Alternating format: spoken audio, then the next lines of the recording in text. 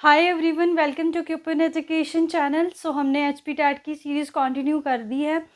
सो हमने केमिस्ट्री का जो एनालिसिस वीडियो है वो डाली हुई थी। ठीक है, आज हम एक वीडियो करने वाले हैं स्ट्रक्चर ऑफ एटम के ऊपर। ठीक है, सो आज का जो हमारा टॉपिक है वो है आपका स्ट्रक्चर ऑफ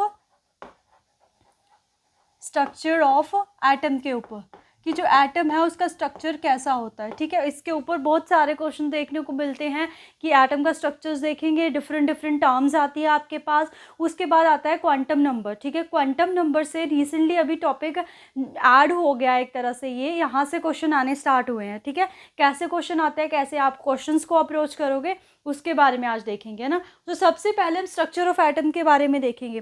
तो एज यू नो दैट कि आपने ग्रेजुएशन तो करी है, तो साइंस से करी होगी ग्रेजुएशन, तो आपको आइडिया होगा स्ट्रक्चर ऑफ एटम की। अगर हम बात करें तो ऐसा हमारे पास क्या होता है कि एटम होता है।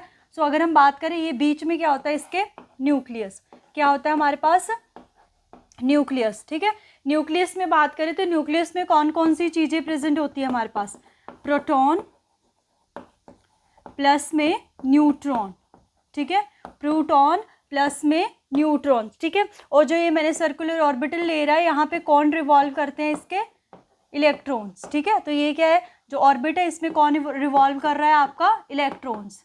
तो ये स्ट्रक्चर ऑफ एटम की ओवरव्यू। आपको ज़्यादा डेप्थ में जाने की ज़रूरत नहीं है, बिकॉज हमें क्वेश्चन सॉल्व करने हैं, तो आपको आइडिया होना चाहिए कि स्ट्रक्चर ऑफ एटम है क्या, कहाँ पे प्रोटॉन है, न्यूट्रॉन है और हमारे पास इलेक्ट्रॉन है। कई बार यही पूछ लेते हैं कि जो न्यूक्लियस है उसमें कौन कौन से सब अटोमिक पार्टिकल प्रेजेंट होते हैं, क्योंकि एटम है, एटम के अंदर पार्टिकल्स आ रहे हैं, that's why these 3 particles are known as a sub atomic particles. तो ये भी क्वेश्चन फ्रेम हो जाता है कि 3 टाइप के सब अटोमिक पार्टिकल्स कौन कौन से हैं। तो कौन कौन से आए आपके पास सब अटोमिक पार्टिकल?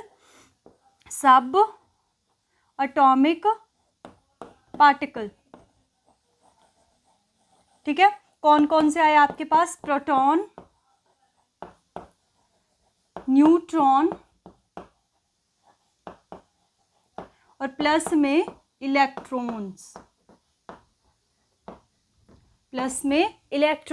अब बात आती है चार्जेस की, वो मस्ट इंपॉर्टेंट है, क्योंकि चार्ज, आपको चार्ज का आइडिया होना चाहिए कौन से सब एटॉमिक पार्टिकल के ऊपर कौन सा चार्ज आता है। एक को याद करोगे बाकी अपने आप याद हो जाएंगे। P4 प्रोटॉन है, P4 पॉजिटिव, तो कौन सा चार्ज आता है इसके ऊपर?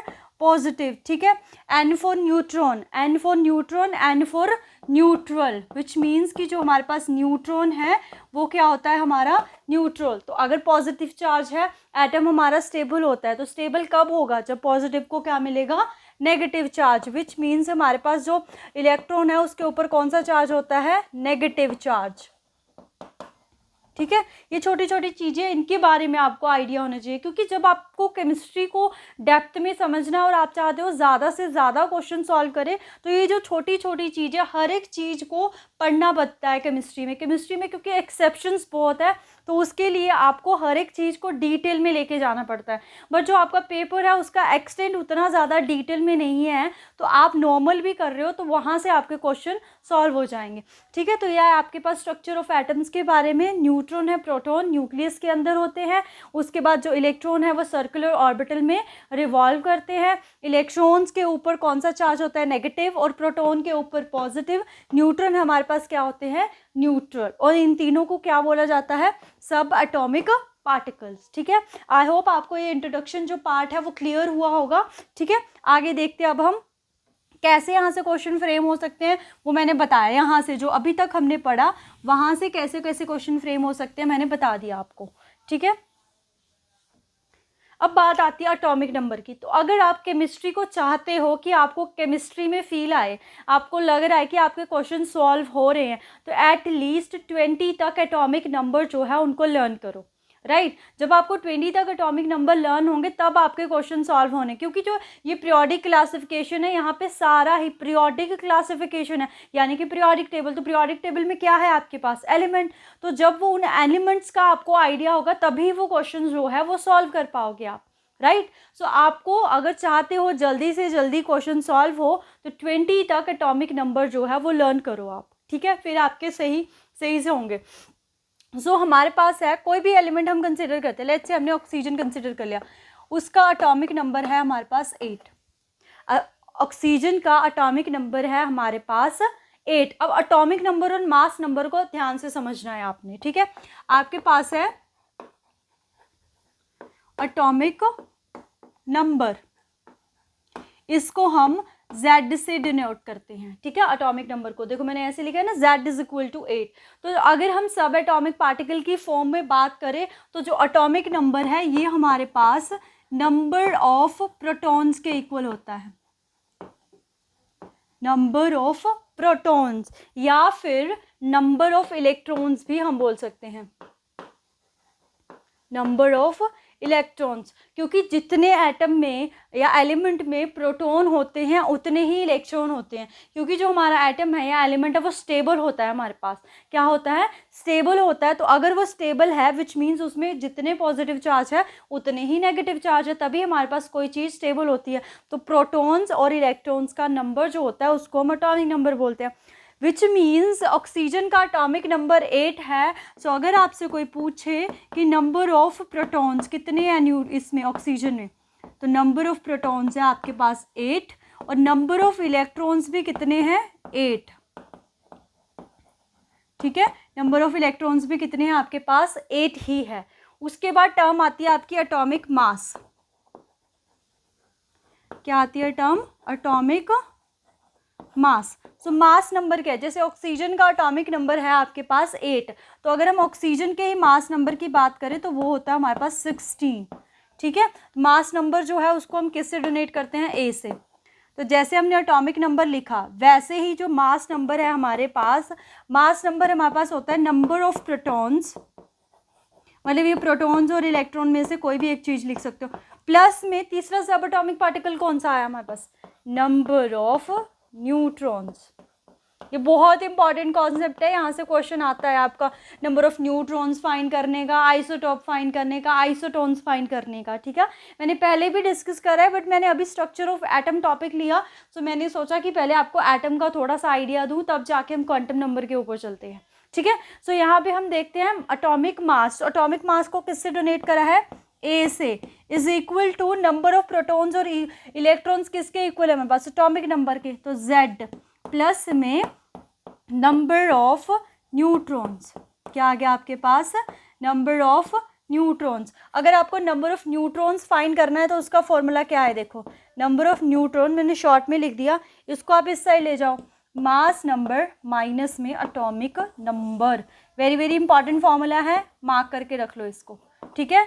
मास नंबर माइनस में atomic number is the formula for the number of neutrons, ठीक है। ऐसे आप number of neutrons find out कर सकते हो। देखा होगा आपने अभी जो पेपर हुआ था आपका रिसेंटली जून में हुआ था, वहाँ पे ये क्वेश्चन आया हुआ था नंबर ऑफ न्यूट्रॉन्स फाइंड करने का, ठीक है। तो नंबर ऑफ न्यूट्रॉन्स फाइंड करने का फॉर्मूला आया हुआ था। तो मैं बताती हूँ कि कैसे क्वेश्चन फ्रेम होता है आपका यहाँ से।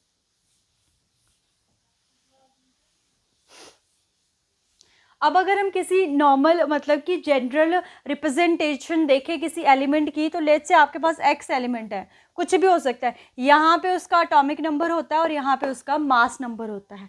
लेट्स से हमने लिख लिया ऑक्सीजन, तो ऑक्सीजन का एटॉमिक नंबर है हमारे पास 8 और मास नंबर है आपके पास 16। वैसे भी आपको पता होना चाहिए कि मास नंबर ज़्यादा होता है और जो एटॉमिक नंबर है वो कम होता है, तो विच मीन्स ये एटॉमिक नंबर है, ये मास नंबर है। अब आपको क्वेश्चन होगा ऐसे एलिमेंट उन्होंने रिप्रेजेंट करा होगा तो वो बोलेंगे नंबर ऑफ न्यूट्रॉन फाइंड करो। तो आपको पता है नंबर ऑफ न्यूट्रॉन्स कैसे आता है, मास नंबर माइनस में एटॉमिक नंबर। तो मास नंबर कितना है 16, एटॉमिक नंबर है 8, तो कितने आ गए नंबर ऑफ न्यूट्रॉन्स 8। आपको क्वेश्चन ये आया हुआ था, यहाँ पे लिखा हुआ है ब्रोमीन, यहाँ पे है 35 और यहाँ पे है 80, यहाँ पे। अब देखो आपको तीनों, अगर आपको क्वेश्चन ऐसे आ गया कि ये जो एलिमेंट है ये दे रखा है आपको ब्रोमीन, इसमें नंबर ऑफ न्यूट्रॉन्स भी फाइंड करो, ऑप्शन ए करके ऐसे दे देंगे कि 35 है प्रोटॉन, 35 ये इलेक्ट्रॉन, 45 उन्होंने लिख दिया न्यूट्रॉन। ऑप्शन बी लिख देंगे 45 करके ऐसे 35 न्यूट्रॉन्स कर देंगे, मतलब ऐसे करके आपको ऑप्शंस दे देंगे वो कुछ भी। अब आपको तीनों फाइंड करने हैं, ठीक है। तो आपको तीनों फाइंड करने हैं, कैसे फाइंड करोगे आप, सबसे पहले आता है आपका, देखो यहाँ पे क्या लिखा हो, एटॉमिक नंबर Z से डोनेट कर दो, कितना है आपके पास 35, ठीक है। A से डोनेट कर दो, मास नंबर कितना है आपके पास 8।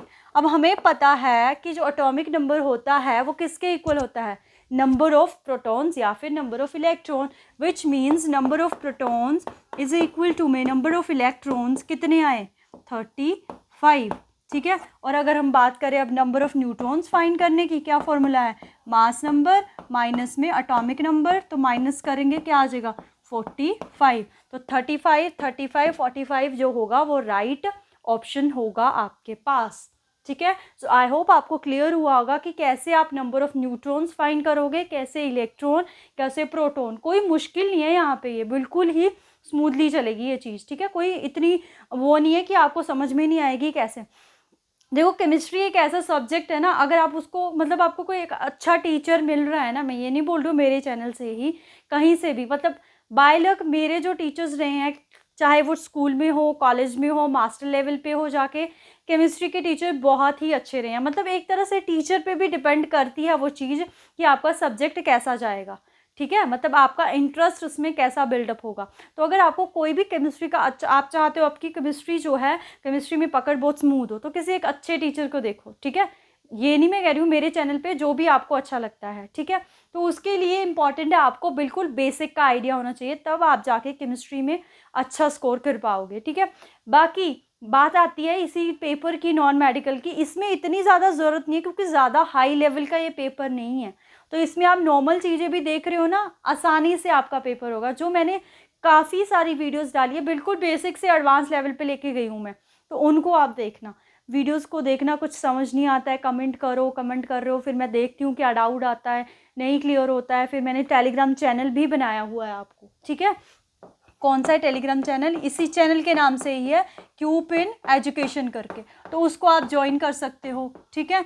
एक मेन चैनल है, एक उसका कमेंट वाला चैनल है, वहाँ पे जाके आप कमेंट कर सकते हो कि मैम हमें ये पर्टिकुलर चीज़ समझ में नहीं आई है, तो मैं आपको बता दूंगी, ठीक है, ट्राई करूंगी। बट अभी मेरे पास इतना टाइम नहीं है कि मैं आपकी जो केमिस्ट्री की क्लासेस है बिल्कुल बेसिक से एडवांस तक लेके जाऊँ, क्योंकि अभी आपको और भी आपका फिजिक्स का सिलेबस भी कंप्लीट करना है, साइको तो चल ही रही है साथ में, ठीक है, केमिस्ट्री का करना है। सो अभी जितना हम कर रहे हैं उतना करो, वहाँ से आपके आराम से मेरे पे ट्रस्ट करके चलो। आप चाहे लास्ट का पेपर देख लो, लास्ट पेपर उठा के देखो जून वाला, ठीक है, और मेरी वीडियोस देखो, दोनों को कंपेयर करो, आपके क्वेश्चन सारे 30 के 30 वहीं से बनेंगे जो मैंने वीडियोस अपलोड करी हुई है। सो आप टेंशन नहीं लेनी है केमिस्ट्री का, एटलीस्ट केमिस्ट्री का, मतलब वैसे तो मैं बोलूँगी सभी सब्जेक्ट का ही, बट केमिस्ट्री एक ऐसा सब्जेक्ट है कि अगर आप मेरी क्लासेस को कॉन्टीन्यूसली देखोगे, आई अश्योर यू दैट कि आपके 30 मार्क्स, मतलब 25 मार्क्स प्लस लेके आप चलो कि केमिस्ट्री में आप स्कोर करोगे। बात यह है आपको कॉन्टीन्यूसली वीडियो देखनी पड़ेगी, जो क्वेश्चन सेक्शन करवाती हूँ वो देखने पड़ेंगे, इससे पहले मैंने काफ़ी क्वेश्चन सेक्शन करवाए हुए हैं, वो देख सकते हो आप, ठीक है। कंसिस्टेंस रहना पड़ेगा आपको, जब तक आप कंसिस्टेंट नहीं हो किसी चीज़ को लेके आप कुछ भी नहीं कर सकते हो। एक दिन कर रहे हो, बीच में 5 दिन नहीं करा, फिर वीडियो उठाओ, सब कुछ भूलेगा, ठीक है। होता है ना वो लॉ ऑफ एक्सरसाइज वाला, जो थॉर्नडाई के उसमें था ना, कि आपके पास रेडीनेस होता है, लॉ ऑफ एक्सरसाइज होता है, प्रैक्टिस होता है, जब तक आप प्रैक्टिस नहीं करोगे आपको चीज़ें नहीं आएंगी, ठीक है। तो वो इसी चीज़ को एप्लीकेबल करता है वो।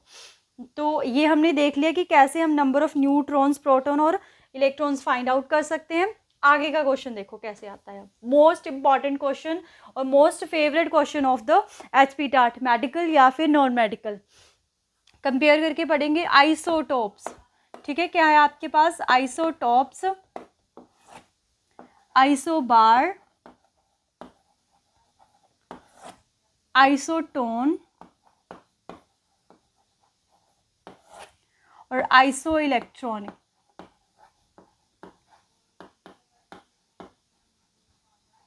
ठीक है। तो आइसोटोप, पहले इन दो मैंने इकट्ठे इसलिए लिखे, इन दोनों को कंपेयर करोगे ये तो हो जाएगा। पहले आप याद रखोगे केमिस्ट्री में आइसो का मतलब होता है सेम, कहीं पे भी आपको आइसो दिखता है उस वर्ड का मतलब है आपके पास सेम, ठीक है। क्या मतलब है आइसो का, मतलब क्या है, सेम, ठीक है। उसके बाद यहाँ पे आता है टॉप और यहाँ पे आता है बार, तो आपने इसको पकड़ना है, आइसो बार। तो बार है तो इसको आप बाहर लिख सकते हो हिंदी में, किसको बोलते हैं बाहर, वेट को। केमिस्ट्री में वेट के लिए हम क्या टर्म यूज करते हैं, मास, तो आइसो से आ गया सेम।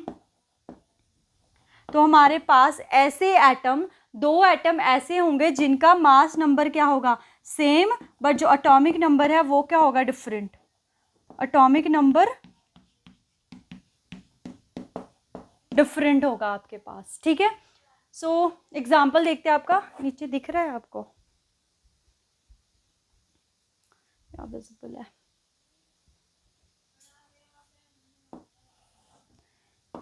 लेट्स से आपके पास है नाइट्रोजन 7, 14, कार्बन 6, 14। तो ये रिप्रेजेंटेशन मैंने बताई थी ना, जनरल रिप्रेजेंटेशन। नीचे होता है हमारे पास एटॉमिक नंबर, ऊपर होता है मास नंबर। तो आप देख रहे हो एटॉमिक नंबर डिफरेंट है, पर दोनों का मास नंबर जो है वो क्या है, सेम। मास नंबर सेम है, मतलब वो क्या हुए आपके पास, आइसो बार। वेरी गुड, क्या हुए, आइसो बार। अब आइसोटोप बिल्कुल इसका उल्टा है, सेम मास नंबर हो गया तो डिफरेंट क्या हुआ था, एटॉमिक नंबर। तो इसमें क्या जाएगा, same, same atomic number. Good, क्या जाएगा, सेम एटॉमिक नंबर, और डिफरेंट क्या जाएगा, डिफरेंट मास नंबर। ठीक है, डिफरेंट मास नंबर। जैसे कि हमारे पास है हाइड्रोजन के आइसोटोप्स। ठीक है, तो हाइड्रोजन हमारे पास, इसके 3 आइसोटोप है, atomic number 1, atomic number 1, atomic number 1, mass number 1, 2, 3। ठीक है, मास नंबर 1, 2, 3। तो जो ये है, इसको मैं इरेज कर रही हूँ क्योंकि इंपॉर्टेंट है, यहाँ से क्वेश्चन बनता है आपका। ये जो है इसका नाम है प्रोटियम। क्या है इसका नाम, प्रोटियम। इसका नाम है ड्यूटेरियम, और इसका नाम है ट्रिटियम। और जो ये वाला आइसोटोप है हाइड्रोजन का, ये हमारे पास रेडियो एक्टिव होता है। ये क्वेश्चन बहुत बार फ्रेम हुआ है, इसको मार्क करके रख लो कि वो हाइड्रोजन का कौन सा आइसोटोप है जो रेडियो एक्टिव होता है, तो वो है आपके पास ट्रिटियम।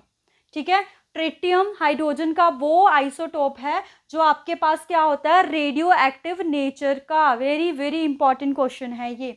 और एक क्वेश्चन जो है आइसोटोप के ऊपर क्या आता है, इसको आप बॉक्स में बना के लिखोगे कि आपके पास जो कोबाल्ट है ना, कोबाल्ट, कोबाल्ट के जो आइसोटोप्स होते हैं ना, ये कम से कम आप आइडिया लेके चलो 7 या 8 बार क्वेश्चन रिपीट हुआ है।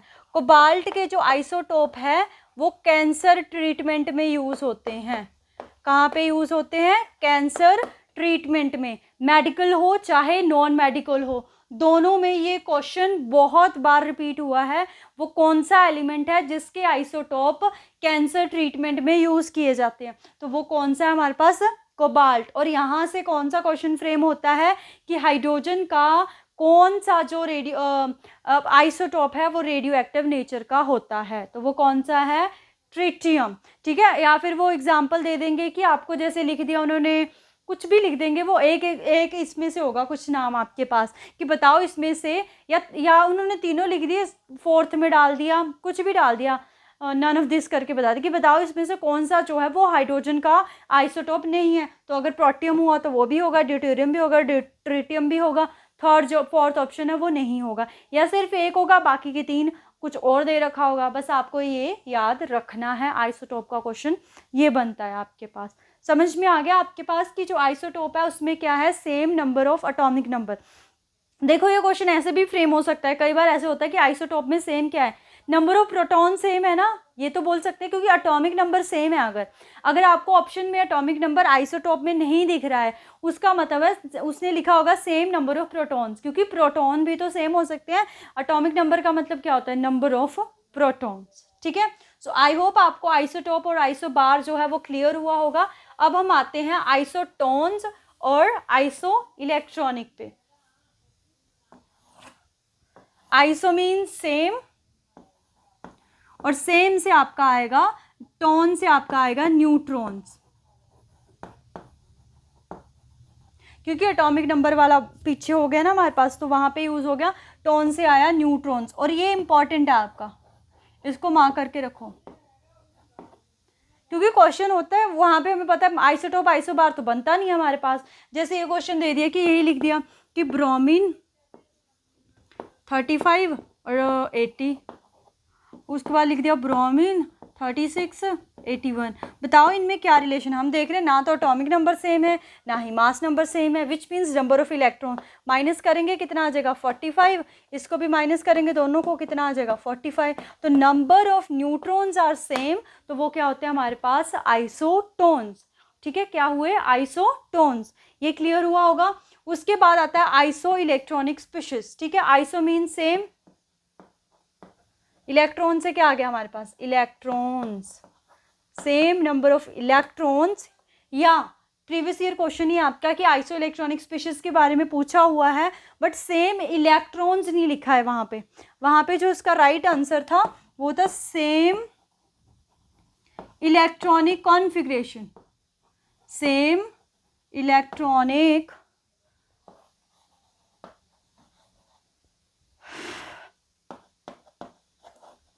कॉन्फ़िगरेशन, कि जो इलेक्ट्रॉनिक कॉन्फ़िगरेशन है वो सेम, क्योंकि जब नंबर ऑफ इलेक्ट्रॉन सेम है तो इलेक्ट्रॉनिक कॉन्फ़िगरेशन भी क्या चलेगी हमारी, सेम ही चलेगी। तो ये इन्होंने बताया था। तो ये है हमारे पास आइसोटोप, आइसोबार, आइसोटोन्स और आइसो इलेक्ट्रॉनिक स्पीशीज।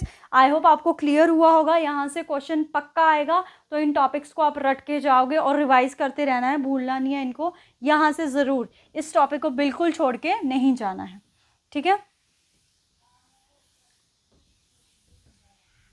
अब ना आइसो इलेक्ट्रॉनिक स्पीशीज का थोड़ा सा देखो,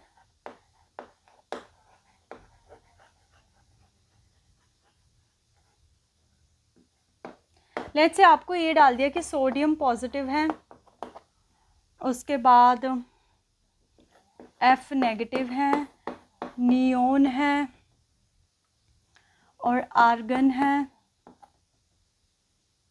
या आर्गन की जगह लिख दिया K पॉजिटिव और लिख दिया Ca2 पॉजिटिव, ऐसे कि बताओ इसमें से कौन कौन सी जो है आइसो इलेक्ट्रॉनिक स्पीशीज है। Iso electronic same number of electrons, देखो सबसे पहले सोडियम को पकड़ोगे आप, सोडियम पॉजिटिव है, सोडियम का एटॉमिक नंबर कितना होता है, 11, 11 है, तो नंबर ऑफ प्रोटॉन्स कितने आए, नंबर ऑफ प्रोटॉन्स कभी भी जितना एटॉमिक नंबर है उतने ही रहते हैं, 11। अब अगर हम बात करें नंबर ऑफ इलेक्ट्रॉन्स, तो नंबर ऑफ इलेक्ट्रॉन्स भी इसमें 11 होने चाहिए थे, बट यहाँ पे क्या आ गया, चार्ज, कौन सा चार्ज आया, प्लस। तो प्लस चार्ज कब आता है, जब क्या होता है, loss of electrons. Minus charge कब आता है, जब क्या होता है, गेन ऑफ इलेक्ट्रॉन्स, ठीक है। तो यहाँ पे प्लस आया है, लॉस ऑफ इलेक्ट्रॉन 11 थे तो कितने बचे, 10। सिमिलरली अगर अब हम F नेगेटिव को देखें, तो फ्लोरीन है, एटॉमिक नंबर कितना होता है, 9, तो नंबर ऑफ प्रोटॉन्स कितने होंगे इसमें, 9 ही होंगे। अब इलेक्ट्रॉन्स की बात करें अगर, क्योंकि इस पर नेगेटिव चार्ज आया है, तो नेगेटिव चार्ज आया हुआ है, तो इसमें जो एक इलेक्ट्रॉन है इसने गेन करा है, तो इलेक्ट्रॉन्स कितने हो गए, 10। उसके बाद है आपके पास नियोन, एटॉमिक नंबर कितना है, 10। Number of electrons, sorry protons पहले है ना, प्रोटॉन्स कितने हैं, 10। Number of electrons 10। सो हम देख रहे हैं तीनों में नंबर ऑफ इलेक्ट्रॉन्स कितने आ रहे हैं, 10, विच मीन्स ये तीनों स्पीशीज क्या है आपके पास, आइसो इलेक्ट्रॉनिक स्पीशीज। तो अभी मैं बोल रही हूँ कि आपको एटॉमिक नंबर का आइडिया होना चाहिए, अगर आपको एटॉमिक नंबर का आइडिया नहीं है तब आप ये क्वेश्चन नहीं कर पाओगे, और ये क्वेश्चन कोई मुश्किल नहीं है, कॉन्सेप्ट मैंने बता दिया, बात वही है कि आपको एटॉमिक नंबर याद होने चाहिए। तो अगर एटॉमिक नंबर याद नहीं है फिर ये क्वेश्चन सॉल्व नहीं होगा, ठीक है। उसके बाद ये 2 बचते हैं, आप खुद से करोगे, मेरे को कमेंट सेक्शन में बताओगे कि number of electron K positive और Ca2 पॉजिटिव में कितने आते हैं, क्या ये दोनों आइसो इलेक्ट्रॉनिक है या नहीं है, ठीक है। सो ये इंट्रोडक्शन पार्ट खत्म हुआ है यहाँ पे स्ट्रक्चर ऑफ एटम का, कि इसमें कैसे कैसे कौन से इलेक्ट्रॉन्स हैं, सब एटॉमिक पार्टिकल्स हैं, और हमारे पास अगर हम बात करें टर्म्स कौन कौन सी है उनको हम कैसे कैसे यूज़ करते हैं। अब जो मेन टॉपिक है जहाँ से अब से क्वेश्चन आना स्टार्ट हुआ है वो है हमारे पास क्वांटम नंबर। क्या है आपका क्वांटम नंबर। देखो एक चीज़ है कि स्ट्रक्चर ऑफ एटम था, इसमें क्या था, ऐसे ऐसे इलेक्ट्रॉन रिवॉल्व करते हैं, तो ये जो सर्कुलर जिस पाथ में वो इवॉल्व करते हैं उसको बोलते हैं हम ऑर्बिट। क्या बोलते हैं हम उसको, ऑर्बिट, ठीक है। उसके बाद क्या होता है कि ऐसा ज़रूरी नहीं है कि हमारे पास इस पूरे ऑर्बिट में इलेक्ट्रॉन हो, हर जगह इलेक्ट्रॉन हो, ऐसा नहीं होता है।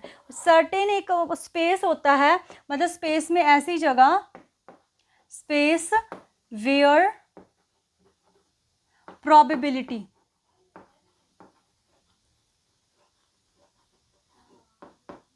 probability of finding an electron is maximum, मतलब ऐसी जगह ऑर्बिट में जहाँ पे इलेक्ट्रॉन फाइंड करने की प्रोबेबिलिटी मैक्सिमम हो उसको हम बोलते हैं ऑर्बिटल्स। क्या बोलते हैं? ऑर्बिटल। जैसे ऑर्बिटल हमारे पास एक तरह से शेल की बात कर देते हैं हमारे पास कि फर्स्ट शेल है जिसको हम KLMN आप छोटी क्लासेस में पढ़ते होने, K करके L करके M करके N करके ऐसे, बट जो ऑर्बिटल है ये होते हैं हमारे पास SPDF, इलेक्ट्रॉनिक कॉन्फ़िगरेशन लिखते हैं ना तो वहाँ पे हम SPDF करके लिखते हैं, ठीक है।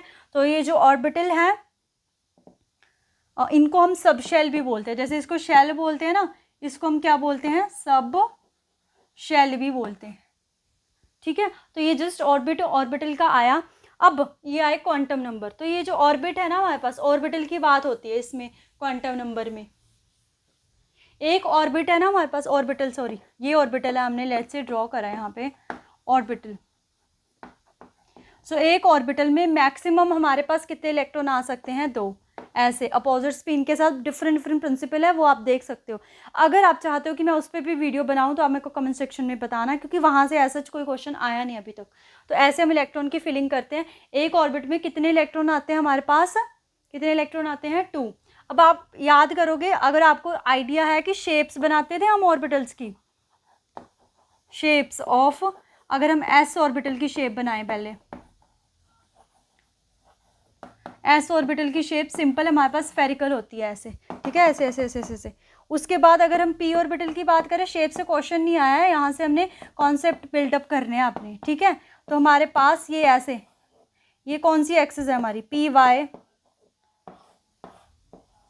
ये पी एक्स, ये पी जेड। तो पी ऑर्बिटल कितने होते हैं हमारे पास? 1 2 3। एस ऑर्बिटल 1, पी ऑर्बिटल 3, ये लिख लिया होगा आपने। अब मैं डी ड्रॉ कर रही हूँ। ऑड नंबर में चलते हैं, 1 3 5। डी देखो कैसे होंगे, 1 2 3 4 5। ड्राइंग थोड़ी सी मेरी वीक है, स्ट्रक्चर नहीं बनते मेरे से, बहुत गंदी ड्राइंग है मेरी।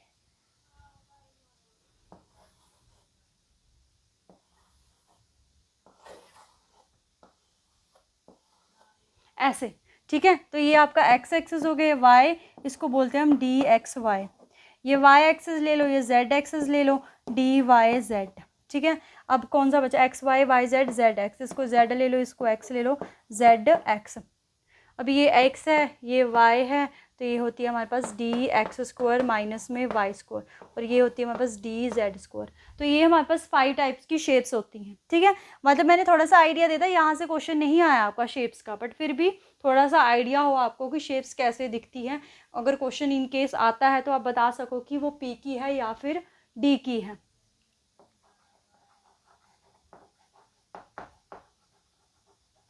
ठीक है।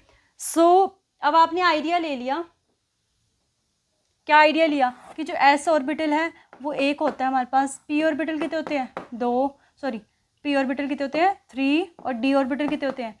5। तो अगर एक ऑर्बिटल में 2 इलेक्ट्रॉन आ रहे हैं तो इसमें कितने हैं? 2, इसमें 6, और इसमें कितने हैं? डी। अगर हम एफ की बात करें तो उसमें 7 होते हैं हमारे पास, तो इलेक्ट्रॉन्स कितने आएंगे? 14, ठीक है। इलेक्ट्रॉन कितने आएंगे? 14। सो अब क्वांटम नंबर, हमने ये ओवरव्यू देख लिया। क्वांटम नंबर क्या है आपके पास? तो क्वांटम नंबर क्या है? ये हमें कंप्लीट इंफॉर्मेशन बताता है, complete information of electrons in an orbital, कि जो ऑर्बिटल में ये जो इलेक्ट्रॉन पड़ा है ना, इसकी कंप्लीट इंफॉर्मेशन जो है वो हमें क्वांटम नंबर्स बताते हैं। It is a set of 4, 4 number, 4 हमारे पास सेट होता है इनका, 4 नंबर्स का, उनको हम क्वांटम नंबर बोलते हैं, ठीक है। तो इनके ऊपर अब आते हैं हम डायरेक्टली, ये कौन कौन से क्वांटम नंबर है। छोटी छोटी बातें बस इसको ध्यान में रखना है, सारे क्वेश्चन क्लियर हो जाएंगे खुद ब खुद। सबसे पहला जो क्वांटम नंबर है वो आता है प्रिंसिपल क्वांटम नंबर, जिसको हम एन से डोनेट करते हैं, ठीक है, किससे डोनेट करते हैं, एन से डोनेट करते हैं। तो ये हमें शेल के बारे में बताता है कि जो पर्टिकुलर इलेक्ट्रॉन है वो कौन सी शेल में पड़ा है। इलेक्ट्रॉनिक कॉन्फ़िगरेशन लिखते हैं हम 4s, मतलब कैसे लिखते हैं ऐसे 1s 2s 3s, मतलब 2p, सॉरी 2p 3s, ऐसे करके। तो ये जो चीज़ है ना, ये आपका n है। मतलब अगर आप 4s लिख रहे हो तो कोई पूछे n कितना है, 4। ये जो है 4 मतलब कौन सी शेल में इलेक्ट्रॉन पड़ा है, फोर्थ शेल में इलेक्ट्रॉन पड़ा हुआ है। ठीक है, तो एन हम कैसे डिसाइड करते हैं, इलेक्ट्रॉनिक कॉन्फ़िगरेशन से डिसाइड करते हैं। तो जो भी हमारे पास, जैसे अगर हम इलेक्ट्रॉनिक कॉन्फ़िगरेशन लिखे किसकी, लेट्स से आपके पास है नाइट्रोजन, एटॉमिक नंबर 7, तो कैसे लिखेंगे 1s2 2s2 2p 4 हो गया, 3 बचते हैं। तो लास्ट इलेक्ट्रॉन कौन सी शेल में गया है, सेकंड में। तो यानी कि इसमें 2 ही शेल है आपके पास। एन की वैल्यू कितनी आई यहाँ पे, 2। ऐसे हम एन को फाइंड करते हैं। ठीक है, तो ये सबसे पहले आया प्रिंसिपल क्वांटम नंबर। सेकंड आता है हमारे पास एजीम्यूथुअल क्वांटम नंबर, एजीम्यूथुअल क्वांटम नंबर। इसको हम एल से डोनेट करते हैं। ये हमें सब शेल के बारे में बताता है। सब शेल कौन सी थी, वो एस है, पी है, डी है, एफ है। एक चीज़ आपको याद करनी पड़ेगी कि एस पी डी एफ, इनके लिए एल की वैल्यू है 0 1 2 ऐसे करके 3, विच मीन्स अगर आपको दे रखा हो एन इज इक्वल टू में 4, एल इज इक्वल टू में 1, मतलब कौन सा ऑर्बिट बनेगा आपके पास, एन 4 है तो 4, एल 1 है, किसके लिए, पी के लिए, 4p, ऐसे हमारे पास वैल्यू आएगी। ठीक है, अब अगर सेकंड क्वेश्चन दे रखा है n is equal to 3, l is equal to 0, तो 3 एस की वैल्यू, एल की वैल्यू 0 किसके लिए होती है, एस के लिए, तो 3s is the right answer. ठीक है, तो यहाँ पे जो इम्पोर्टेंट चीज़ है ना वो ये है मार्क करने वाली, कि जो हमारे पास एल की वैल्यू है, मार्क करके रखो इसको, एल जो है n-1 ऑलवेज लेस देन होगा n के, कभी भी जो l है वो n से ग्रेटर नहीं होगा। तो जब आपको क्वेश्चन फ्रेम होता है कि आप बताओ क्या ये क्वांटम नंबर पॉसिबल है या नहीं है, वहाँ पे हम ये रूल लगा के देखते हैं। अगर l की वैल्यू ग्रेटर देन n या इक्वल टू n गई होगी तो हम बोलेंगे वो वाला क्वांटम नंबर पॉसिबल नहीं है हमारे पास। ठीक है, तो ये आ गया हमारे पास।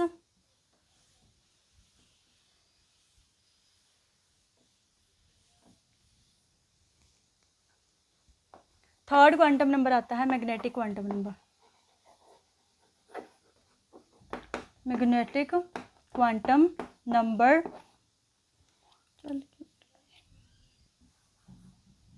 इसको हम किससे डोनेट करते हैं, ml से। ठीक है, मैग्नेटिक क्वांटम नंबर है, इसको हम किससे डोनेट करते हैं, ml से। तो ये हमें ओरिएंटेशन के बारे में बताता है, ओरिएंटेशन ऑफ इलेक्ट्रॉन्स के बारे में बताता है। ओरिएंटेशन का क्या मतलब, मैंने बोला था ना कि s ऑर्बिटल 1 होते हैं, ठीक है, और p ऑर्बिटल कितने होते हैं हमारे पास, 3 होते हैं, d ऑर्बिटल हमारे पास 5 होते हैं, और f ऑर्बिटल 14 होते हैं। तो ये कैसे हमारी शेल 1 है, या p जो है ये 3 है, क्योंकि जो हमारे ml की वैल्यू होती है वो ml की वैल्यू -l से लेके +l तक चलती है। जैसे कि l की वैल्यू 1 है तो ml की वैल्यू क्या आ जाएगी, -1 0 और +1, कितनी वैल्यू आई 3। तो l की वैल्यू 1 किसके लिए होती है, p के लिए, तो तब करके p हमारे पास कितने होते हैं 3। s के लिए देखोगे, s के लिए हमारे पास l की वैल्यू कितनी होती है 0, तो अगर हम ml की फाइंड करेंगे तो -0 +0 तो कुछ होता ही नहीं है, 0, सिर्फ एक ही वैल्यू आई, इस करके s हमारे पास 1 होता है।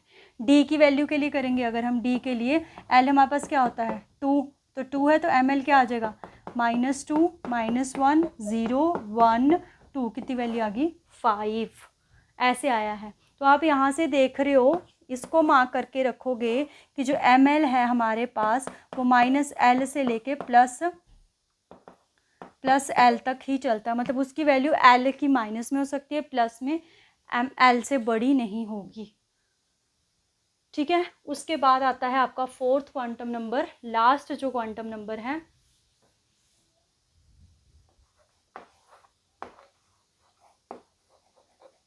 Spin quantum number. इसको हम s से डोनेट करते हैं। एक पर्टिकुलर ऑर्बिट है हमारे पास, एक इलेक्ट्रॉन ये है, एक इलेक्ट्रॉन ये है हमारे पास, तो ये हमें स्पिन के बारे में बताता है, डायरेक्शन के बारे में, कि क्लॉकवाइज जाएगी या फिर एंटी क्लॉकवाइज डायरेक्शन होगी जो इलेक्ट्रॉन की, ठीक है। क्लॉकवाइज के लिए वैल्यू होगी +½ एंटी क्लॉकवाइज के लिए वैल्यू होगी -½ सो ये थे हमारे पास चारों क्वांटम नंबर। अब यहाँ से क्वेश्चन देखो कैसे फ्रेम होगा आपका। या तो ऐसे ही हो सकता है कि अगर आपके पास n = 4 है और l = 2 है, तो बताओ कौन सा ऑर्बिट बनेगा। n = 4, L2 किसके लिए होती है, 4d के लिए। या तो ऐसे क्वेश्चन बनेगा, ठीक है।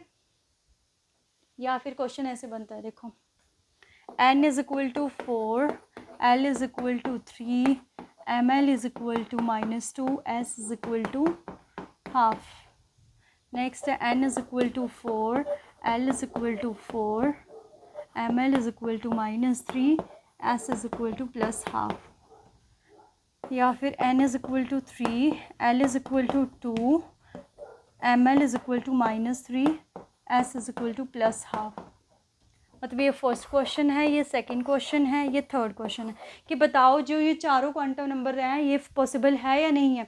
सबसे पहले n = 4, l = 3, तो कंडीशन क्या है कि l इससे छोटा होना चाहिए, तो ये कंडीशन तो सेटिस्फाइड होगी। उसके बाद l = 3, ml कितना दे रखा है -2, तो हमें पता है l की वैल्यू -3 से लेके +3 तक चलेगी ml की वैल्यू, तो ये इसके बीच में आ रही है, तो ये भी पॉसिबल है, ये तो पॉसिबल है। तो फर्स्ट हमारे पास set of quantum number possible है। नेक्स्ट देखो n = 4, l = 4, तो n और l क्या हो गया, इक्वल, विच मीन्स ये क्वांटम नंबर जो है वो पॉसिबल नहीं है, बिकॉज जो l है वो हमेशा n से क्या होगा, छोटा। उसके बाद देखो n = 3, l = 2, तो ये तो कंडीशन सेटिस्फाइड होगी। उसके बाद ml कितना दे रखा है यहाँ पे, -3, हमें पता है जो ml है अगर l2 दे रखा है तो उसकी वैल्यू होगी -2, -1, 0, 1, 2, तो -3 तो कहीं भी नहीं आया, विच मीन्स ये थर्ड कंडीशन की वजह से सेटिस्फाइड नहीं करेगा हमारे पास टॉपिक, मतलब जो आपका सेट ऑफ क्वांटम नंबर दे रखा है। ऐसे क्वेश्चन आता है तो यही दो रूल हैं, एल की वैल्यू एन से छोटी होनी चाहिए और जो एम एल की वैल्यू है, जो एल की वैल्यू उसकी माइनस और प्लस के बीच में ही वैल्यू होनी चाहिए, ठीक है। ये हो गया। तो आज की क्लास का हम एक लास्ट टॉपिक करने वाले हैं, वहाँ से भी क्वेश्चन आता है आपका।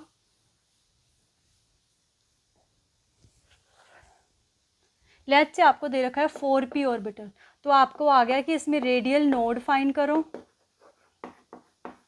रेडियल नोड फाइंड करो और एंगुलर नोड फाइंड करो, एंगुलर नोड फाइंड करो। सो रेडियल नोड का फॉर्मूला है आपके पास n - l - 1 और जो एंगुलर नोड है उसका फॉर्मूला है l, और जो टोटल नोड है, अगर टोटल नोड आता है फाइंड करने के लिए तो टोटल नोड का फॉर्मूला है n - 1। जैसे 4p लिखा है तो 4p लिखा है, n = क्या है 4, l = क्या है 1, तो यहाँ पे हमें रेडियल नोड फाइंड करनी है, पुट कर दो वैल्यू यहाँ पे। 4 - 1 - 1 कितना हो गया, 4 - 2 = 2, l कितना है यहाँ पे 1 ही आएगा, सिंपल। तो ये रेडियल नोड होगी, एंगुलर नोड होगी, दोनों को प्लस करोगे 3 आएगा। और इस फॉर्मूले से डायरेक्ट निकाल लो, n की वैल्यू कितनी दे रखी है 4 - 1, फिर भी हमारे पास क्या आ गया 3। बट टोटल नोड का फॉर्मूला जो है क्वेश्चन है वो कम आता है, ज़्यादा क्वेश्चन इस पे आता है एंगुलर नोड और रेडियल नोड पे। तो इसका जो फॉर्मूला है उसको आप मार्क कर लो, ये रहा फॉर्मूला फॉर द रेडियल और एंगुलर नोड के लिए, ठीक है। तो आज की वीडियो में हम इतना ही करेंगे, बाकी हम नेक्स्ट वीडियो में करेंगे। आई होप जो भी हमने करा है वो आपको क्लियर होगा। बहुत ही जल्दी नेक्स्ट वीडियो के साथ मिलेंगे। Thank you.